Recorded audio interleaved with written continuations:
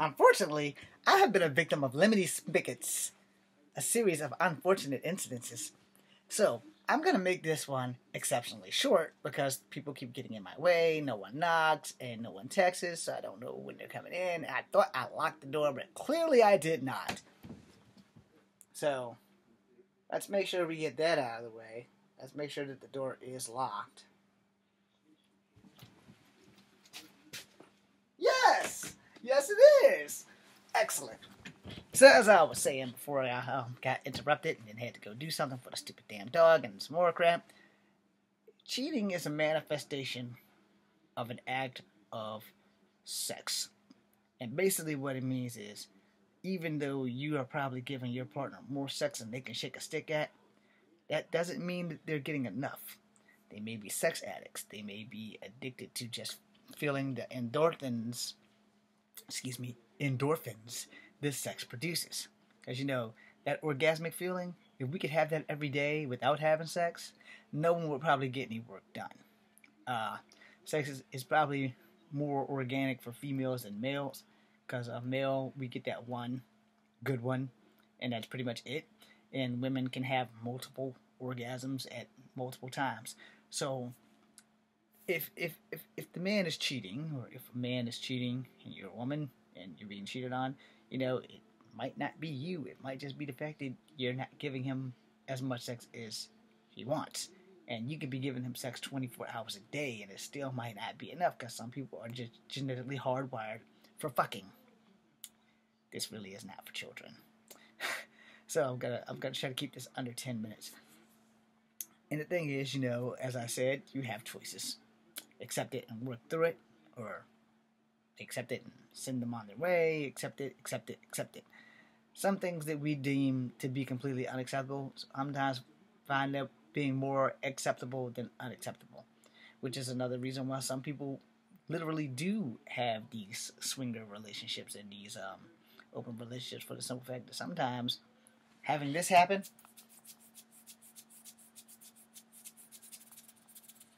all the time could just be annoying or a pain in the ass.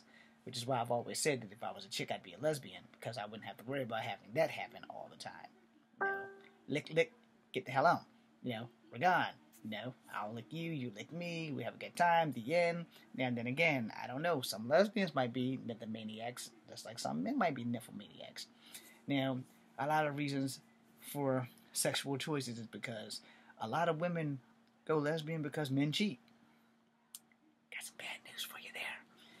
Sometimes lesbians cheat too. I'm just saying. No gender is really above that. Even animals cheat on each other, except for some animals that mate for life. But, yeah. We're going to leave it with that. The thing with cheating, and I know this is just like right out of left field, the thing with cheating is that, sooner or later, if it hasn't happened to you and you're blessed and it doesn't happen to you, thank God every day. If it has happened to you and you're not blessed like me, then you kind of got to get rid of it and get over it and just accept the fact that, hey, it happens. Now, I don't say that every woman that I've met is going to be a fucking cheater.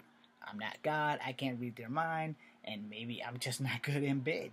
You have to take fault at something or another. You just don't know. I've never really had any complaints. But, it's probably because they won't let me do what I want to do with them. It's sex their way or it's no way most of the time. Now, if I was lucky enough to meet a fucking nympho and she let me have sex the way I want to have sex, when I want to have sex, all the sex that I can get, and I can barely get enough, hey, there you go.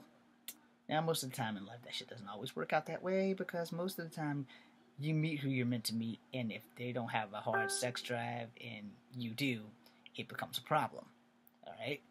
Now, if it's the opposite way, where they have a hot sex drive and you don't, it becomes a problem. And this is the things that leads to cheating, which is why you have to either accept it, be in an open relationship, or be very open-minded about things.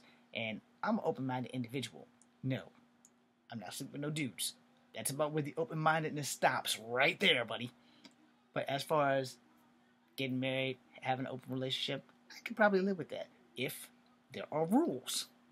If there's no rules, then it can't work out, And I ain't got but 2 of them. If I'm in an open relationship with a girl, She can't get pregnant by anybody other than me. There's no non-safe sex. That's rule number 1. And rule number 2, if she brings girls home, I get to sleep with them. Because it's most likely this is not going to work, because I really don't support cheating. I really don't think that it's an option. I really would prefer not to be in a relationship where I have to cheat. I am really against that, because I've been in relationships that have been cheated on, and I may be the product of being cheated. You know, you never really know, because no one really tells you the truth, because no one has the strength or the balls to do so, except me. So, you know, there's rumors. Anyway, you know, you live and you learn. And when you're not sure if what you've been told all your life is the truth, you kind of got to inspect some things. Now, for me, you know, my parents had a slightly tumultuous relationship, so to say, I guess. That's why I mentioned that. And both of them accused each other of cheating. But neither one of them would own it. My dad's dead now, so he don't have to own shit, because he's up in heaven and he's in hell, wherever the hell he is.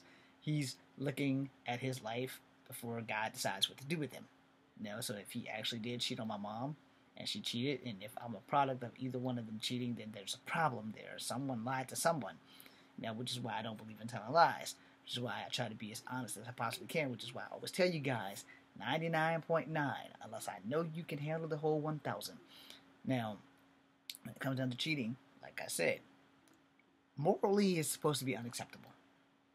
Nowadays, it's hard to say what the fuck is unacceptable and what's not. But I will tell you this. I've said it in the other 3 videos, so I'll say it in this one. You're going to have to accept it on some level or another that it happened. You can't wash it away. You can't undo it. Once it's done, it's done. So put that in your pipe and smoke it. Have a good sleep on it. Think about it. And that goes for both sides. And maybe, just maybe, we can find some sort of compromise to figure out what you're going to do. If you have a lover who's cheating on you, but you still love them and want to be with them, this ain't an episode of Jerry Springer. Do what you want to do.